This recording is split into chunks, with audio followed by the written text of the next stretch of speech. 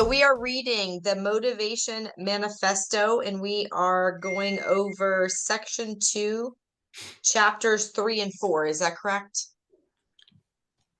No. Yes. No. Yes. Yes. Uh-oh. Sorry, I was looking at what we're going to do next. Perfect. So we shall defeat our demons and we shall advance with abandon. Yes. So, Perfect. so this third section, which was about the we shall defeat our demons. This one was interesting because I think it kind of feels like it's spin off of previous chapters too. You know, they all kind of collide a little bit to me when he goes through them.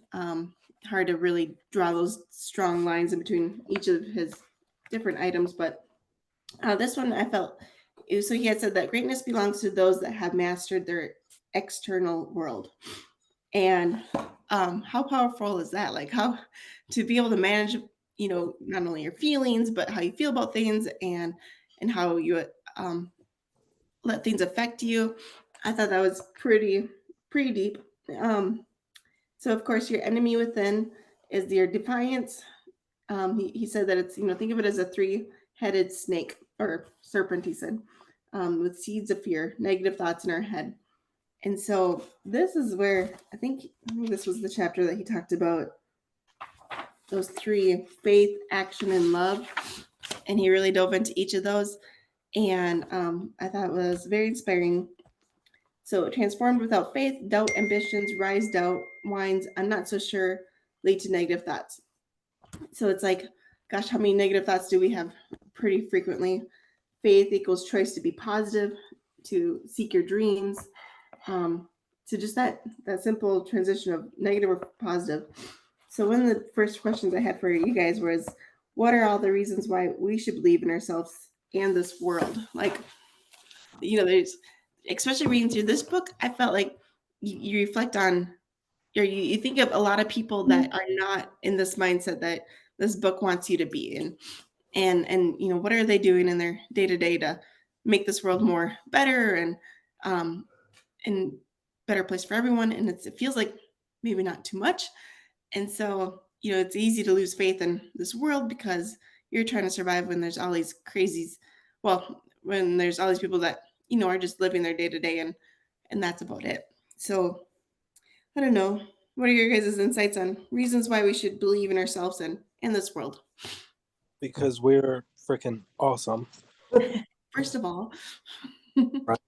And I mean, why not? I mean, like, I feel like a good question is like, why not us? You know, and I mean, I feel like in this book, he's teaching me how to fight against my own tendencies to do certain things that we all know really aren't going to kind of lead us towards where we're going. And then honestly, when he talked about the faith, love, and I forget the other one, but faith has been one that is like, I guess I've been having a lot more faith, which directly feeds into confidence. You know, I feel like you end up having more faith in your ability to just do certain. And then when he talks about love, it's like, it's almost like he's talking about this stuff like it's a matter of fact, like you know, common sense type things, but it's just like, you know, to your point, not people don't always do this. Like, especially when it comes to love, it's like, how often do we just decide, like, I feel like it's easier to just kind of stop, like, not love in some cases. Yeah. Well, I think self-reassurance and self-confidence is something that a lot of people don't have because our society breaks us down. And I think internally we are such communal people. Like, we want to be liked, we want to be like other people. And a lot of times other people allow the vast majority of us, I guess, allow their situation to define who and what they are. And I feel like in this chapter, he was giving you permission and encouraging you to take control of that and define who and what you are and make a decision to be happy, make a decision to be successful. Because you can't control your first reaction to a moment, but you definitely can control your second one. And your first reaction is usually come and gone within a split second. And so, yes, if something is frustrating or makes you angry, I think it's a good reinforcement that you do have the ability to stop that emotion or that feeling and change that in the moment. And I think that that's something that we probably all need to do and work on a lot. And I think that probably the top 1 to 3% of people actually truly learn how to do this. Because you consistently hear people say all the time, especially teenagers, I love it. Oh, I don't care what they do. What they do doesn't affect me, yet they are so angry about what they are doing. And it is, I don't really care, right? And I think that unfortunately a lot of grown-ups don't move past that, and they do allow external things, beings, situations, whatever, influence that internal drive and that internal thought process. And so it was a really good reinforcement chapter as far as kind of reiterating that. And I think there's a few books that we've read that have spoken directly on this topic. I think this one topic is enough for a full book itself on just how you can kind of manifest your own positives and negatives. Yep, to conquer your demons. One other question that I thought was interesting too is, it's talking about self-doubt and thinking you can't do something. And then, think about something that you have accomplished that you went through that you were like, oh, I'm never going to finish that. And so that's my next question is, what have we already accomplished that we had doubted we couldn't do before? And then now you can reflect back and be like, I did that. Oh, it worked. Well, I mean, as far as the easy one is starting a business. I mean, that's kind of, I was definitely somewhat forced into it because I needed a job. And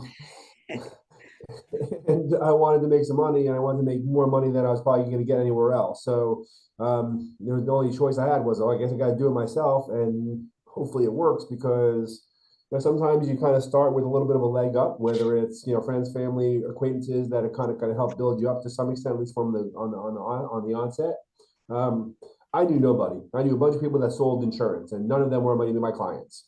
And I grew up in the Northeast, and I'm down here in the Southeast, so it was definitely a situation where, shit, let's hopefully something works. And I mean, I put the time into it, and put resources and whatnot, and didn't just kind of fly by the total seat of my pants.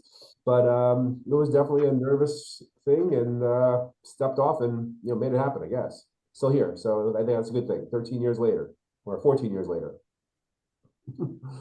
You made it past the 5. I made it past the 5 and the 10. Oh yeah. Yes. That's a huge accomplishment. And thriving, still growing. Still growing for sure. I think owning multiple real estate properties was another probably thing that I never thought I'd, it's one of those things that you kind of think about, and I guess when you kind of step into the world of, wow, I'm actually succeeding, I'm doing things, building wealth. It was a nice feeling on those couple closes that we've had so far. Beautiful. Yep. Agreed. For me, I would say it's growing my business. I grew up raised by entrepreneurs. And so owning a business was not a problem. But for both of my parents, I think growing a business was a major problem. Because neither one of them, they knew you had to hire somebody else, but neither one of them believed someone else could do a job better than them. And so, and I think a lot of times with my mom, she tended to hire entry-level people because the pay was less and didn't see the value. And I think without the book club and without all of these books that we read and, education on, spend $10,000 in that first year hiring that person and hire someone you don't have to train from ground zero. And if they're worth their weight in gold, then they should be making their own salary within 90 days of being hired. And so for me, I think it was spreading my wings and growing a business. And I think every time that I grow, that step is just as scary as it was last time it was super scary to hire Louis. It was super scary to hire Ethan. I'll be honest, it was scary to hire David. I didn't know if it was going to work. I didn't know if it was what I needed. I didn't like, there's so many, it's just the unknowns, I think. And you don't know what you don't know. So I would say my biggest accomplishment is not starting a business. I think was just inevitable in my life. But I think growing it and actually making it something that is scalable and what I feel is pretty successful. I agree, and I second that. Yeah, expanding has definitely been, hiring Kyle or call people, whatever. It's definitely nerve wracking. Because you have somebody else that is now somebody else's family is now your responsibility, and that takes a whole bunch of shit. You're like, who's more important right now that I've taken that responsibility on? Is their family more important than my family? No, but at the same time, I made that commitment to give that person a position, and I got to make sure it's available for them. But yeah, that's a great point. I would say for me, I'm kind of torn between what is it, like CPA exam and flipping first couple of houses. I'm not gonna lie, first one or two I bought, I thought I was gonna shit myself. But it was something me and Dad had been talking about for years.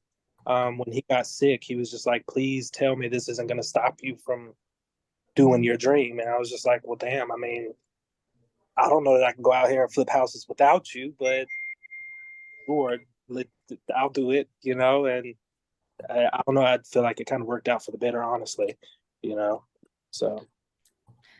Amazing, isn't it? What a good feeling to reflect back. And even, there's even for myself, doubting getting my real estate license. I remember I bought the classes, I bought the books, I finished the classes, I got all the knowledge done, hours in, and then just had that final test, and I delayed, and and then I had somebody kick me in the butt and tell me get it done, and so then I got it done, and here I am, licensed and passed on the first test, and it's such a and that's not the only time I could reflect on my life of like play things that I didn't know I was going to be able to finish or not, and then luckily got kicked in the butt and got it done. And that's his next point is delay. That's probably just as bad as not doing it at all, is waiting and waiting, and then before you know it, you're 40 years old, you're 50 years old, you're 60 years old, 70 years old, and you didn't do what you had hoped you would do, and all you do is wish that you had done it sooner. And so I know, next question is that, have you ever delayed on anything that you greatly regret? And had you had done it sooner, what could have changed? So yes, it took me a very long time to make my first career change.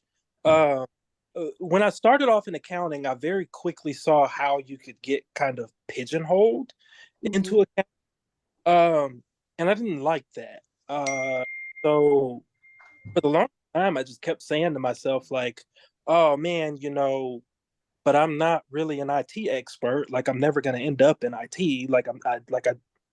There's just so many, like, you'll just listen to somebody sometimes and they'll just go off and it just intimidates you. You're like, fuck, maybe I'm not ready for this.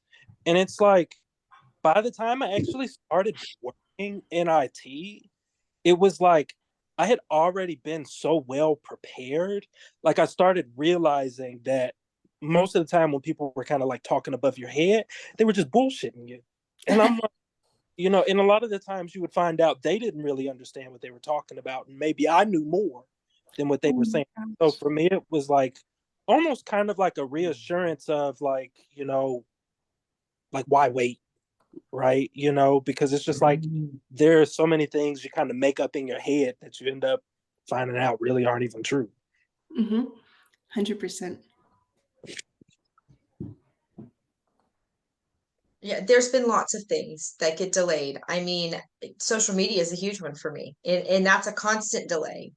And it's, I don't know what to post. I don't know what to say. I don't know how to do it. I don't like when you just do it, it just gets done. I mean, I don't know what I'm doing on Facebook, but we're making money. We're figuring it out one post at a time. And I I sometimes get very frustrated with my business self that I didn't see the writing on the wall 8 years ago when I started my real estate company. Like I should have been doing social media at a high level then, because if I would have been, where I would be today is not even measurable. Like it's not even measurable. Now the flip side of that is I always say that life happens the way it's supposed to as well. And sometimes I think some of these delays, would I be ready to do, or would I have been ready to handle the growth back then? I don't know. So, but that's probably my most current regret or delay right now, is that I didn't formulate that business plan. Maybe even take it one step further than just the social. I didn't formulate the business plan and start working the business plan like a business plan from day one. I started working like a business owner, not an entrepreneur. And that, I think, has been my biggest regret. Wow. Okay. Well, maybe I think we all need to take a moment to, write down something that we're delaying on right now, and that we, if you guys want to share, you can, or send in a message. But if you need somebody to kick your butt, I can do that for you. 'Cause that's my sense of motivation. I need Laura and David to kick my butt and hire somebody else. I need to hire somebody else. I've been dragging my feet for 2 months. I'm supposed to do that for you. I'm supposed to let me write that down. Somehow that fell off my thing. Set up Well, that's Indeed. supposed to be me reminding you to help me when it's really my job. But so I appreciate your assistance on that matter. I have not been a good pusher employer on that one to get it done.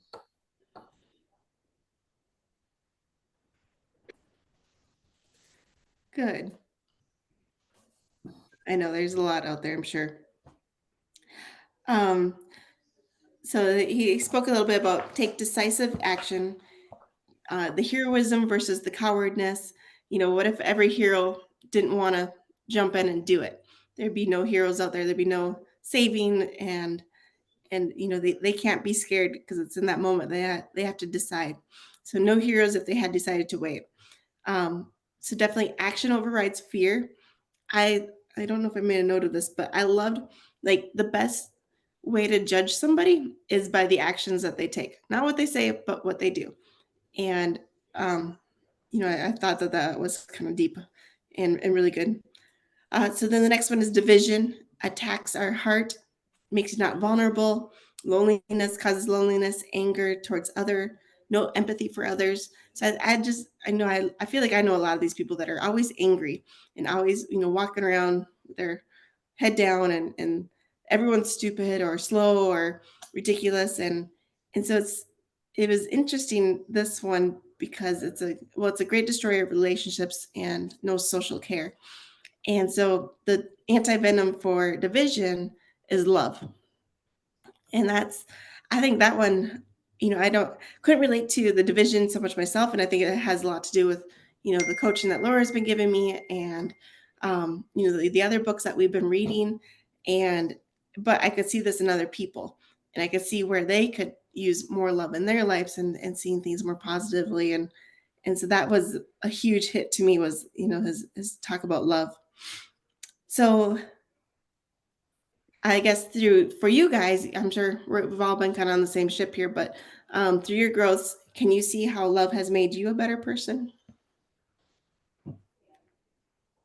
I kind of wrap love and patience up in one nice, neat little bow. Oh, they should go together. Yes.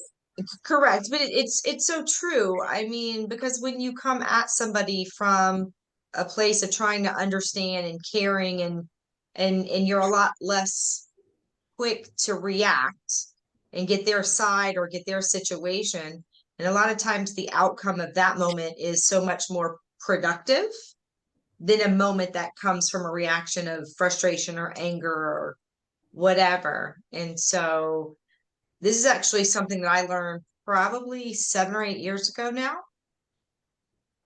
Probably in Wood Badge. It was in communication, and same kind of lesson. I don't know if they tagged it as love, but same kind of lesson. And I will tell you that is probably one of the things that makes me most successful, is learning how to just stop, listen and come from a point of compassion instead of frustration. I mean, I'm trying to teach my daughter that right now as we speak. Her and her best friend got in a fight. Best friend lied to her. Best friend did some things that could have compromised her with me and Craig, right? She did some things at our house that Jordan wasn't aware of that aren't allowed. And that could have, and I just texted her right before book club. Remember, take the high ground. Don't be angry. Don't have a heart that's forgiving. Just take the high ground, because that's what's going to leave you the most successful in the long run in this. Beautiful. Isn't that neat? Not only are you learning it yourself or have learned it yourself, but now you're sharing that wisdom with others, especially your Well, I daughter. just wish that's one lesson I wish I would have learned as a young person. Yeah. When, you can control your second emotion, so act on that one. And like, don't let anybody else control your internal happiness. I think my 40-year-old self would have been much different than what I am today. I think the only thing I would add is so for me, I would swap patience and curiosity. For me, I guess the more I love, the more curious I become about something. And so it's a lot easier to drown anger in curiosity. And it's a lot easier to drown sorrow in curiosity. And it's really a lot easier to drown most emotions in curiosity, because it's like, once that, to Laura's point, once that initial anger kind of comes out, or once that initial sadness comes out, or whatever it is, then I start to wonder, well, what is it that this person is going through to make them have to treat me this way? And then immediately, it's almost like it kind of turns it upside down, because then I'll start to think, well, damn, maybe they're suffering more than I am. Well, maybe I'm in a good boat. So it's like, I've always kind of swapped it out with the curiosity, because to me, I just feel like the more you love someone, the more curious I get about them, and the more I want to understand. And then a lot of times, those things that seem like betrayal, or the things that seem like, you're being double crossed, or someone's being mean, or whatever, a lot of times it's a lot easier to kind of pivot and say, well, what's going on with them that they're having to treat me like this? Nice. So to recap this chapter, we talked about the doubt, delay, and divisions. And then to counter that would be faith, action, and love. And all I can envision is having one of those beautiful boards with the script on it, with those 3 words on it, and just reminders of this chapter. All right, on to the next one. We shall advance with abandon. Sorry. You like this one. So bold action equals destiny. Reality is bendable to our will, 98% versus the 2%, where, it's amazing how you can look at life as, it's life is hurting me versus, or doing this to me versus I'm doing this to my life. And I think that mind difference is the difference between the 98% that we always talk about and the 2% that we want to be.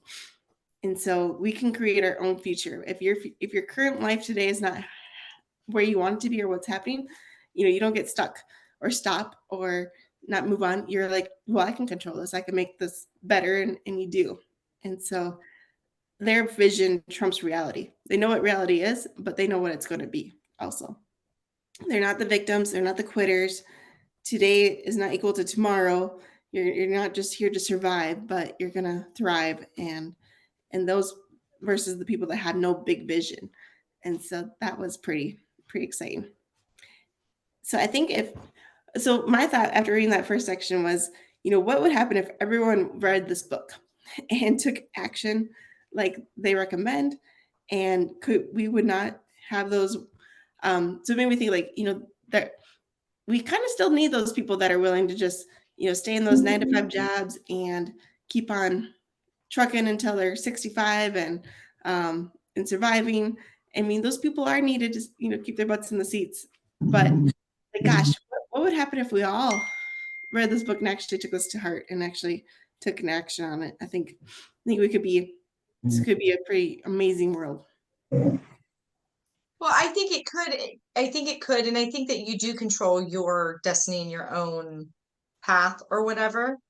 But you know, I don't think everybody's a business owner and an entrepreneur, but I do think everybody can have this perspective because we've read some books where the author or the reader, I can't remember which it was. I think it was one of the co-authors on one of the books we read.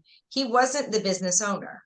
He was in a 9 to 5, whatever kind of job, and realized that he didn't love what he was doing. So he moved over to do something else under a entrepreneur that has this kind of mindset, and he had that kind of mindset. So he became a worker bee with that kind of mindset. And I think if we could move all of our worker bees, because I don't think everybody is a queen bee. Like not everybody has that, not everybody wants that responsibility, not everybody, and it doesn't mean that they can't be this successful or have this kind of mindset or create their own future and that kind of stuff. They can do all of those things and still be an employee, which I think sometimes we tend to lose sight of when we read these, because we feel like everybody should be an entrepreneur if they read these books. But I do think if everybody realized that they were actually in control of their own future, and that they could change the world, and it would be a better place if they came from these type of emotions, like that's where I want to live. Beautiful. Well said. That's where I want to live. I feel like we would just continuously solve problems until our problems become so complex. But even then, we would just end up working together to solve those problems. I feel like it'd be very interesting. It'd be very interesting to see what we build as like societies if everyone just kind of read and had this same mindset and all kind of contributed in their own unique ways. Mm-hmm. Especially from the standpoint of just embracing. Oh, I'm not an angel, I'm a queen bee. I think we all are, right? Yeah.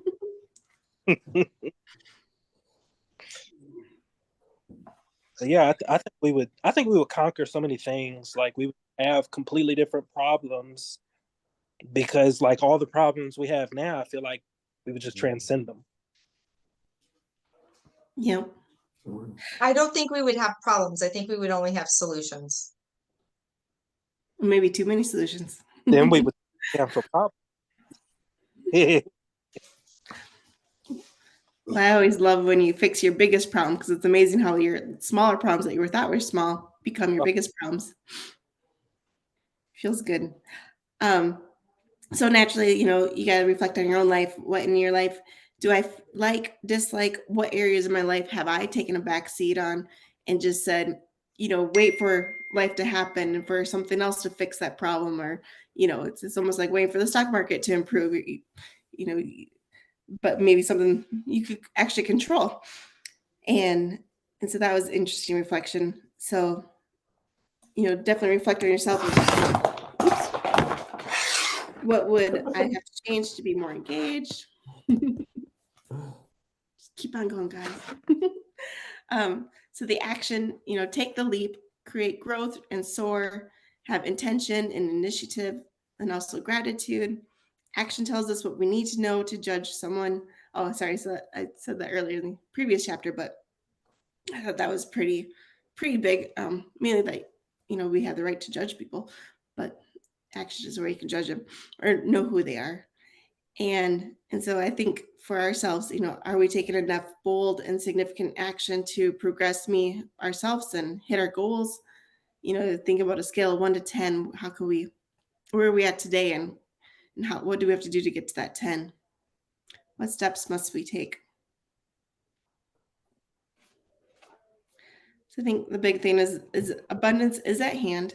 There's a lot of, you know, opportunity out there. Even, you know, we're afraid that if we take the opportunity and there's not enough to be shared, and there's definitely more than enough to be shared. You just got to go get it. What we need to act, not wait. And then what are we waiting for? There should be nothing. That fear of scarcity out there. Success is positive and necessary to survive. I thought it was kind of unique how he talked about success and how success must be bear forbidden fruit.